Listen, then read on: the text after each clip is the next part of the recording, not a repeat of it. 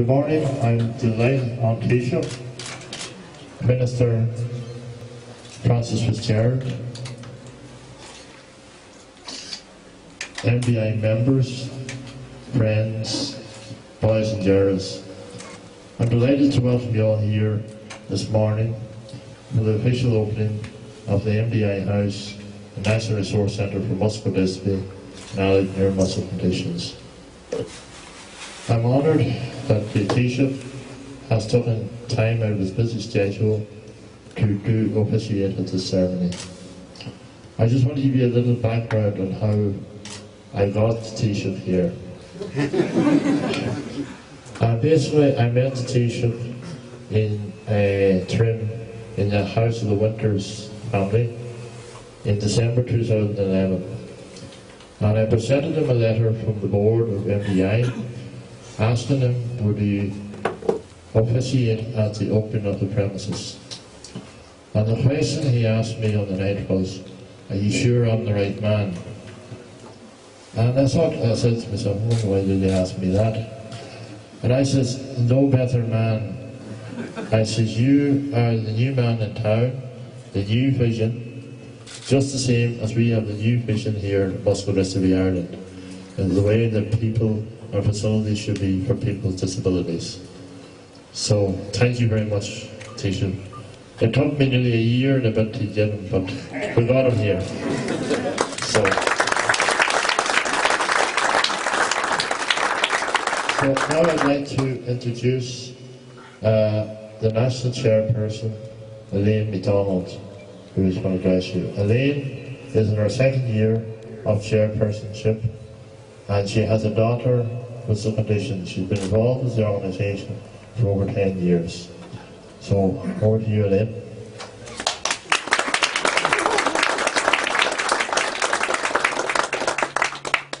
Apologies for the notes. Taoiseach, Minister, Deputies, friends, on behalf of myself and the Board and the National Council, I'd like to welcome everyone here today. It's a momentous occasion for the organisation, and we are honoured to have An Taoiseach here to perform the opening of our premises.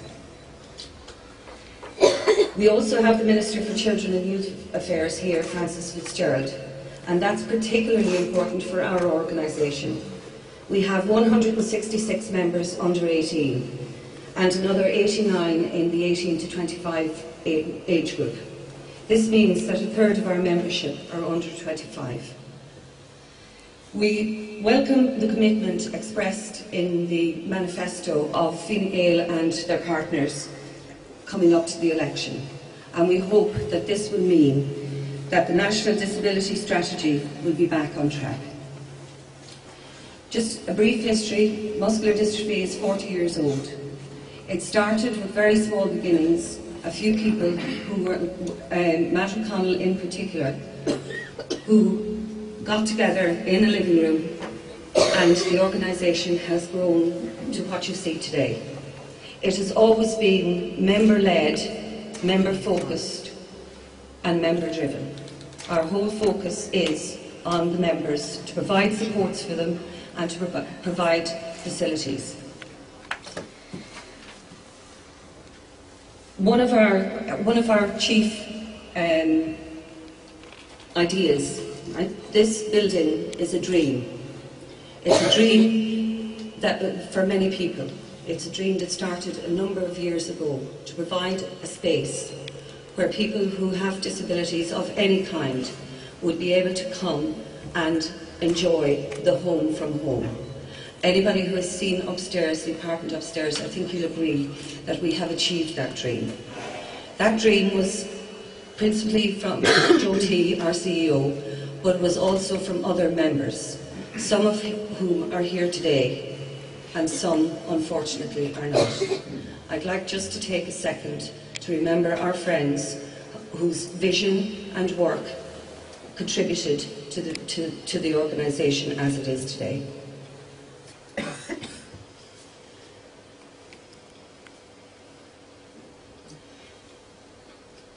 Speaking as a parent, I can't even begin to tell you what a wonderful organisation this is. It provides support in terms of family support workers, youth workers who come to give you a break of a couple of hours, the summer camps, where my daughter and others go for a week. I know that she's completely safe. I know that everything is done for her, and it gives me and the rest of my family a break as well. Other supports include an emergency respite service. This is 24/7, 365 days a year. I know a phone call away, I have somebody to help if an emergency comes up. And that kind of support is invaluable when you're in the situation. One of the things, Aisling was on Facebook this morning when we were coming up on the train, and I'm going to paraphrase a saying that was on that Facebook, because to me it sums up my position. Parenting a special needs child can be a handful, but I would rather have full hands than an empty heart.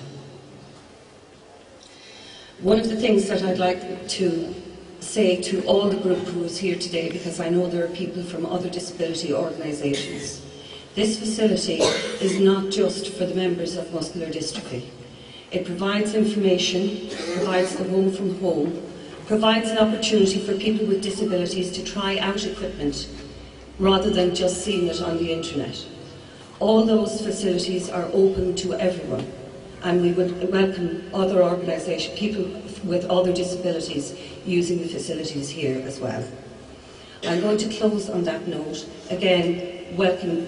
It's lovely to see such a large group of people here. And again, thanks to Enda Kenny and Francis Fitzgerald and the other deputies that have come here today to celebrate our opening. Thank you very much.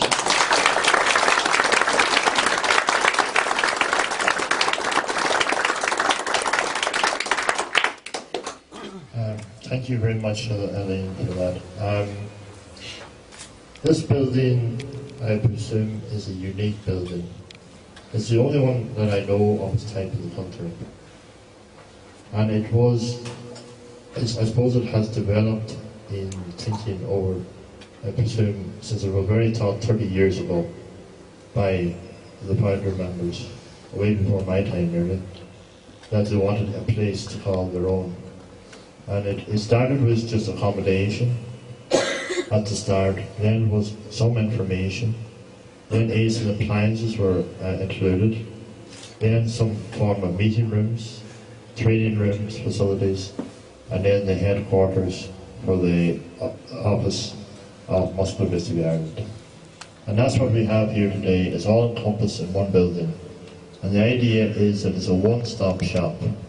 By the time you come in the front door, the time you go out the back door or the side door, we hope that you get all the information, you get hands-on to do equipment, you can meet support services from the family support, youth work, respite, etc., etc., so that people can go away equipped with all the information that they require to move on. As I say, it's not easy having a disability, but anything that we can do to make it that little bit easier is my motto in life. Just to make that a little bit simpler. So without further ado, I would like to introduce Patrick Flanagan. Patrick Flanagan is a member of Muscular Dystrophy for many years.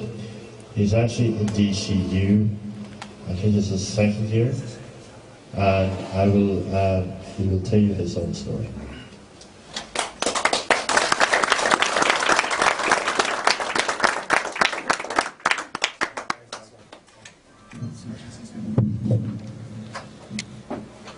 Yeah, nice.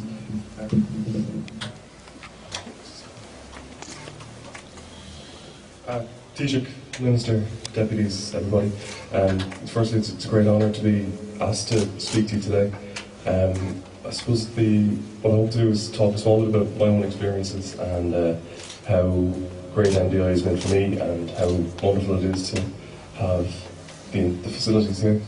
I think it was 1997 I was diagnosed with muscular dystrophy, and I was first introduced to MDI Unfortunately, my first experience of MDI was quite negative. I was sitting in a playroom with my sister. My parents were sitting in the corner getting information on everything MDI would do, and a young English girl was telling them all about Muscular Dystrophy Ireland. At 5 years old, my ears picked up, and I said, "What? There's an island?" It was a mistake on my part. I was very quickly told it wasn't an island, so that's why I was so negative. I was gutted. I thought there might be a place where everybody with muscular dystrophy came together and played, had a great time, and it'd be a wonderful experience. While it wasn't an island, MDI as an organisation has been everything, though, that I thought it might be even at that stage. It's been a place where young people, older people, everybody with muscular dystrophy has been able to come together and support each other and share great experiences and get everything they need.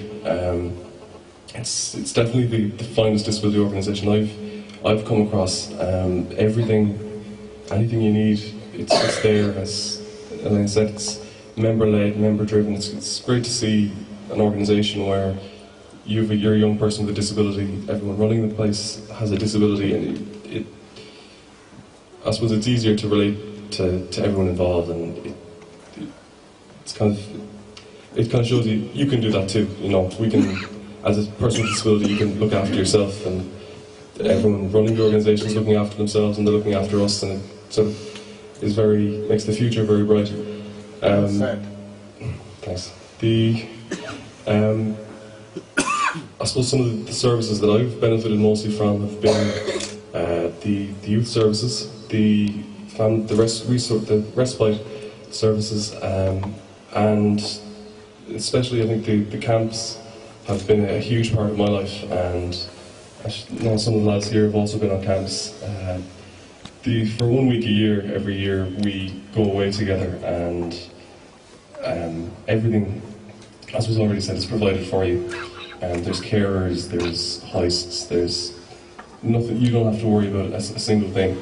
And what's wonderful as well is that it creates a new community for us, where we can be together, we share similar experiences, we can talk about the most unusual things. As a young person growing up, sometimes it can be hard to need help doing things. You know, you need somebody to open the door into a bathroom, you need to ask somebody to open your trousers, and so on. That can be something very embarrassing to have to ask in general, and to, you know, maybe for people to know that you need. But on something like the camp, where everybody's in the same boat, everybody has the same experiences, everything's so much more relaxed, and it creates a great environment for people to develop. And I think personally I've developed hugely from the camps, become a more confident person. Like, to be honest, if it wasn't for the camps, I don't think I'd be sitting here talking to you today. I don't think I would have been able to do it.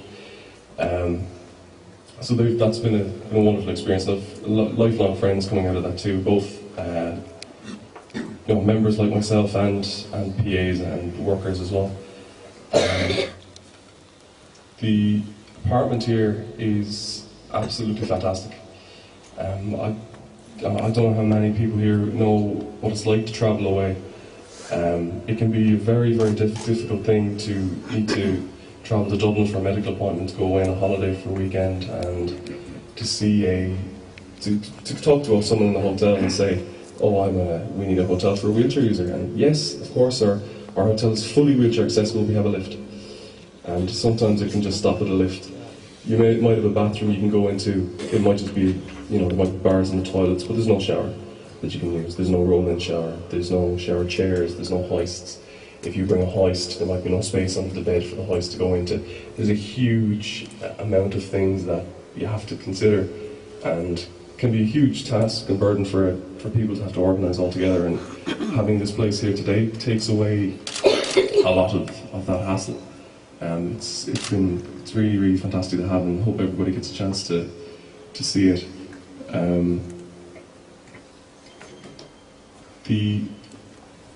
One of the things I want to say as well, I may have said it already, the thing about the muscular dystrophy organisation is everyone's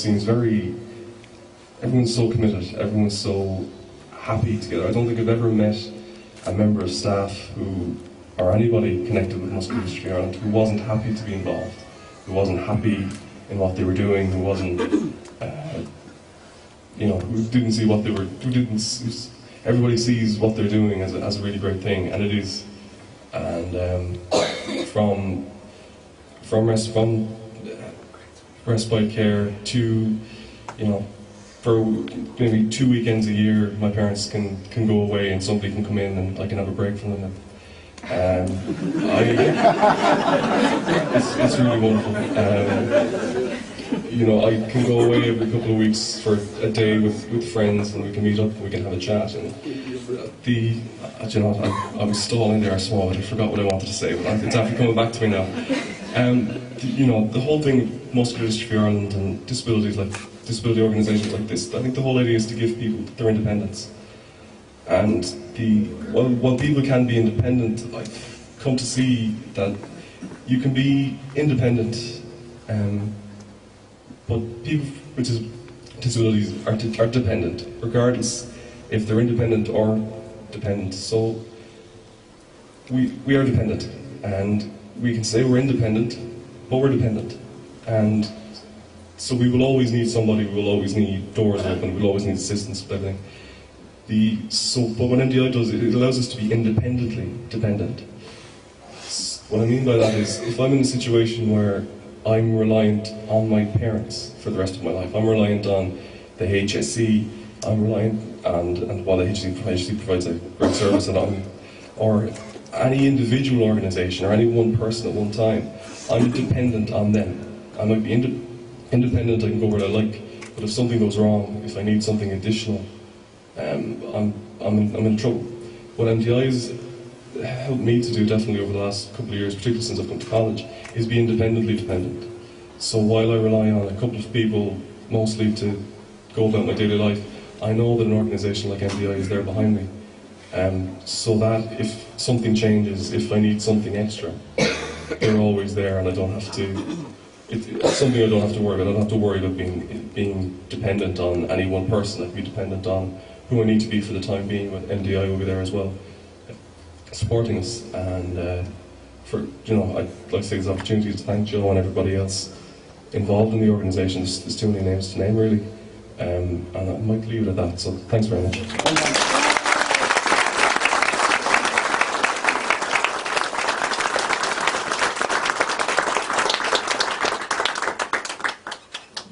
Politics leads, not mine. Thanks very much, Patrick, for the kind words. As Patrick says, we may all want to be independent, but we need assistance to be independent. Just like myself, I'm originally from Donegal, as I told you prior to Asia, but I would not be here today without assistance. And I have the personal assistance I require to be here and be independent and make choices in my own life. And I was able to do that because of the independence. Similar to what Patrick, rather than my parents have free time, my family, etc. So I can be my own person, live my own life. So I just want to back up what Patrick has said, and there's a number of us in this room that I'm sure can speak the same story. So now I'd like to call on Natasha to say a few words. Thank you. Today, Minister, deputies, of whom I see a number here, ladies and gentlemen, a good friend of mine, his son became a quadriplegic a number of years ago. And having known him for 40 years, shortly after the accident happened, the entire vocabulary of that family changed because of the priority that had to be given to his son. I actually feel inadequate here, having listened to Elaine and to Patrick and to Joe, because they deal every day with a scale of challenges that those who don't have that challenge take for granted.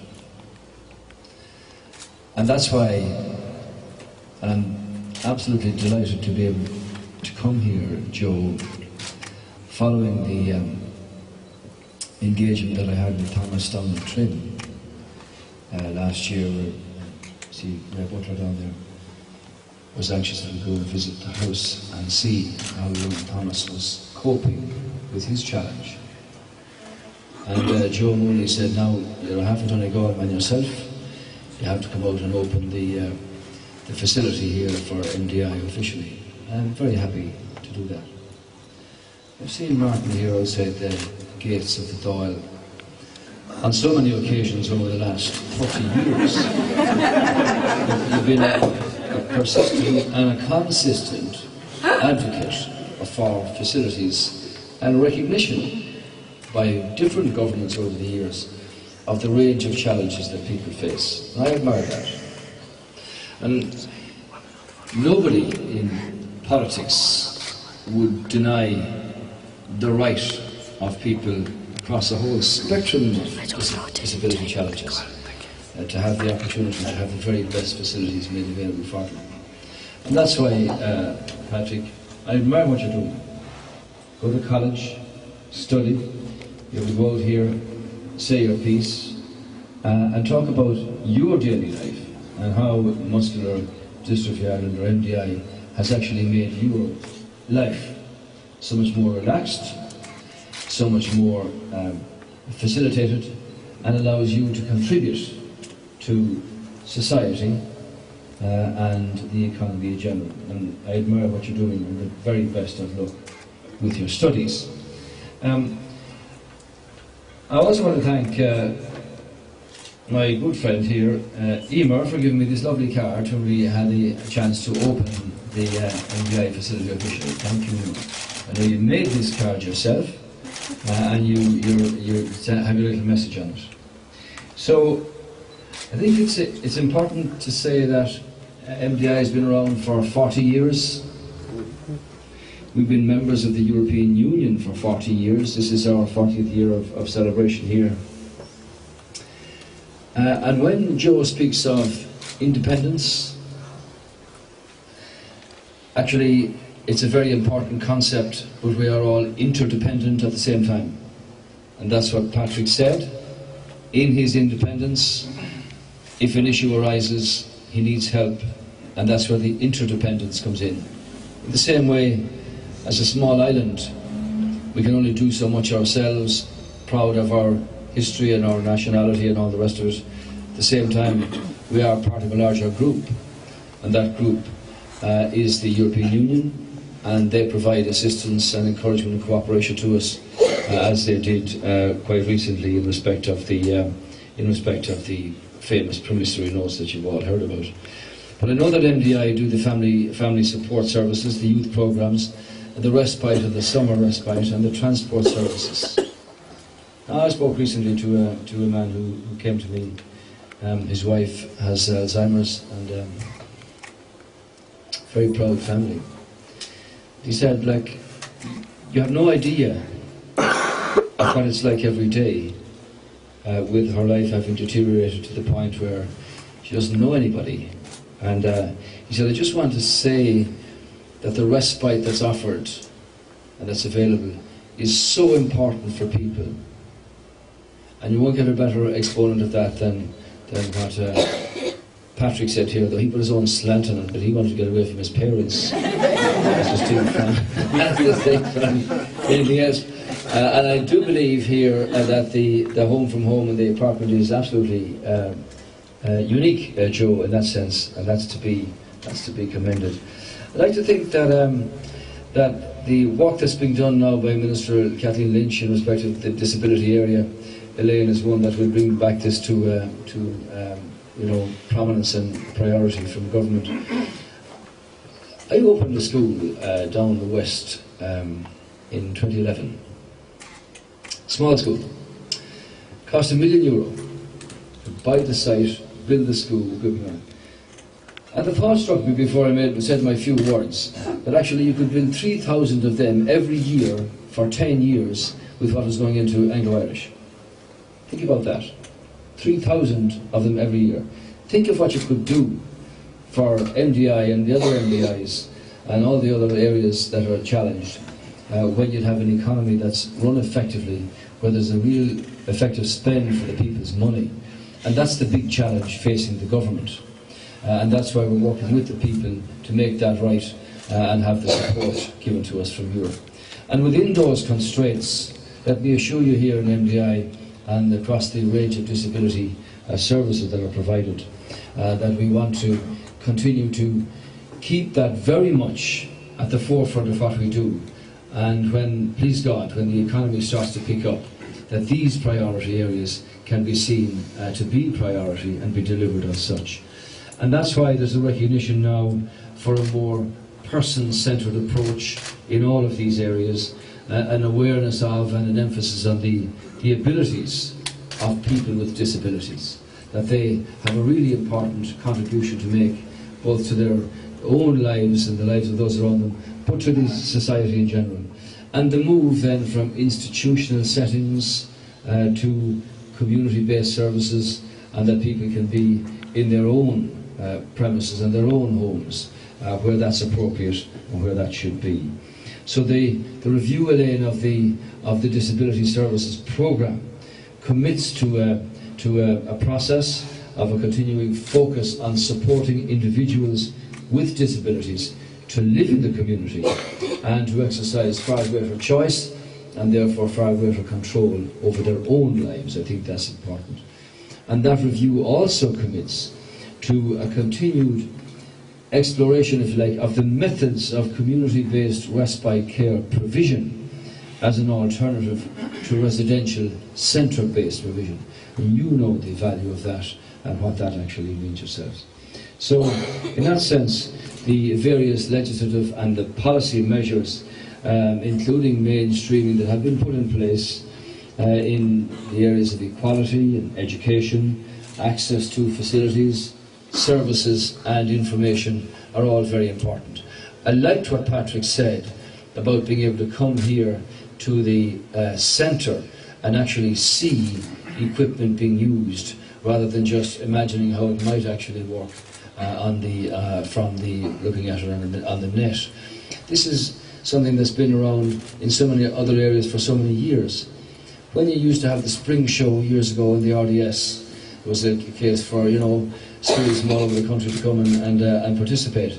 But the range of equipment changed, where you now have the ploughing championships, and for instance the farming community can actually see the different equipment working, so that they have a much better concept of what it is that they're interested in purchasing. The same applies in the case of the facilities that are here now.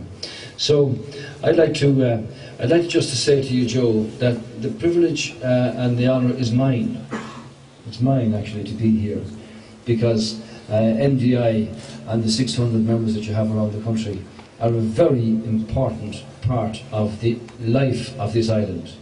And when we have anything to do with this, and responsibility as government in rectifying our public finances and in growing our economy, I want to assure you that this is very close to our heart.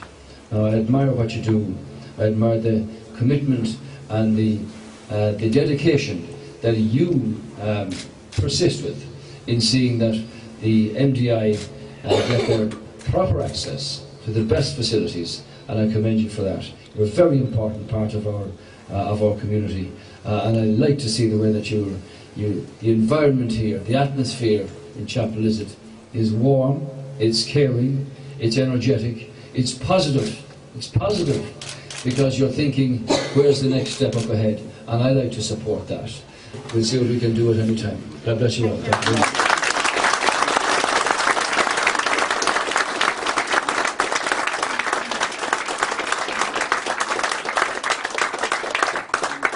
But disability, whether the economy's down or not, disability is still the same, and it's still the level is required. And I'd just like to point that out. I still need to get up in the morning, I still need to go to bed, I still need assistance to do that. And that is something that me and all of my colleagues in the group with a disability require to do that. And it's something that needs to be protected going forward in some manner. Well, That's it. So now I would like to ask the Taoiseach to unveil the plaque here behind us.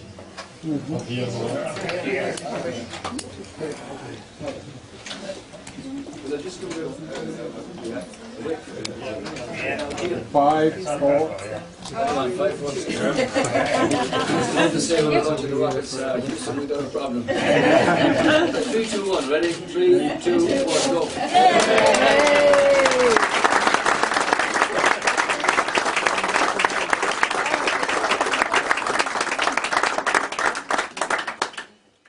How are you doing? Taoiseach, Minister,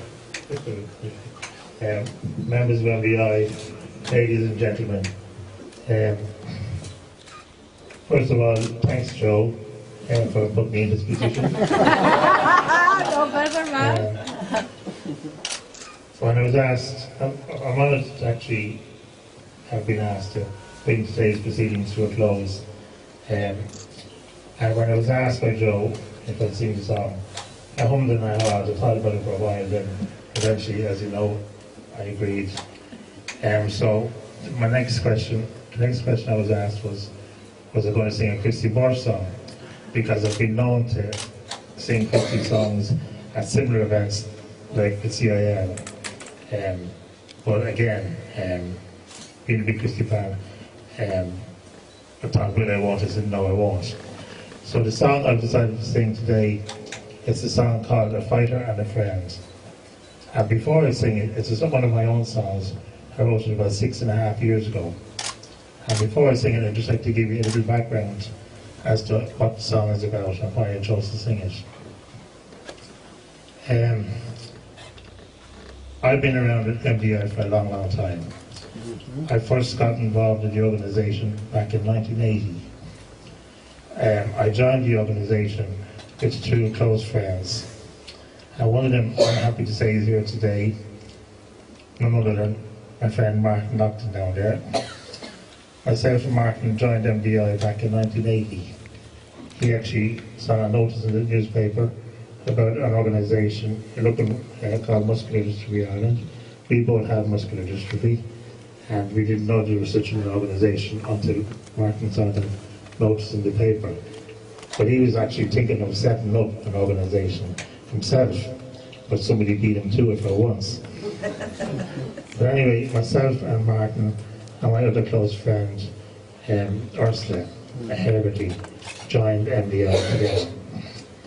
So after all these years, I'm glad to say that me and Martin are still good friends. Apart from the fact that everywhere I go, people call me Martin. But everywhere he goes, nobody calls him Ewan. But anyway, people do refer to us as being terrible twins now and again. But I think I'm much nicer looking than he is. And I definitely have a better choice in hats. And then my other friend, Ursula. Sadly, Ursula passed away 7 years ago. And Ursula was very involved in MDI for almost 25 years. She was very instrumental at every level within the organisation. She was involved at various subcommittees and committees. She sat on the National Council, the Board of Directors. She was Secretary, Vice Secretary, Treasurer and Chairperson of MDI, and for almost 18 years, up to 25 years, which she was involved with the organisation. So basically, the song I wrote was in memory of Ursula. And Ursula, so I'd like to dedicate the song to the memory of Ursula, but also to the memory of all MDI members who have passed away in the 40 years since their existence. And unfortunately, there have been more than we would like to think about. But anyway, that's one of the sad facts of MD. So the song, as I said, it's called A Fighter and a Friend, and I can take it away thereafter.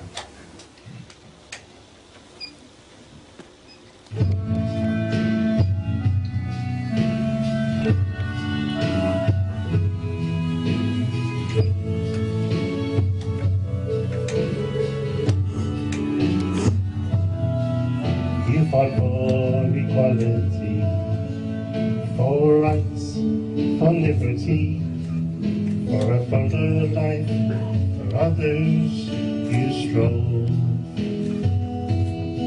Yet some powers did not meet. They saw your fight as greed, but you proved the need for all you please. You were petite but very strong, and you knew right from wrong. In a world where scores require a signature, and battle seeds you did sow, and like seeds you did sow from the ground, the seeds of hope you helped to grow. You were a fighter, you were a fighter, you were a fighter to the end. You were a fighter, you were a fighter, you were a fighter and my best friend. Institutions you did break to give people a first take, and you never once lost the sight for the fight. You were broken and sometimes confused, but you stood solid to your views. Such determination meant we never lose. You were a fighter, you were a fighter, you were a fighter to the end.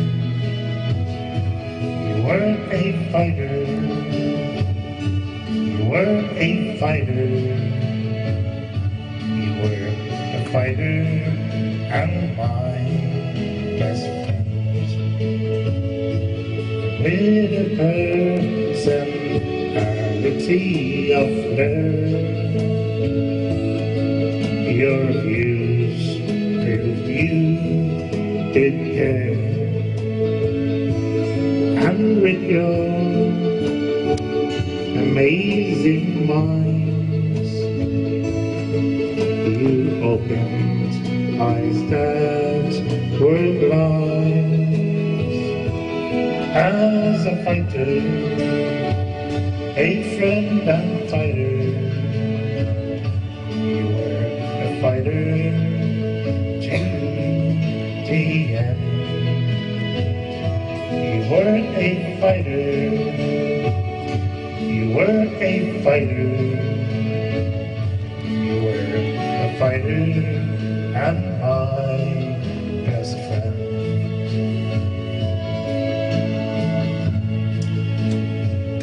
At this point of the song, I'd just like to remember all the MDI members who have passed away over the years. They would have been really happy with the facility which we have here today. I would have dreamt of such a. So may they all rest in peace. I know they will be with us today in spirit.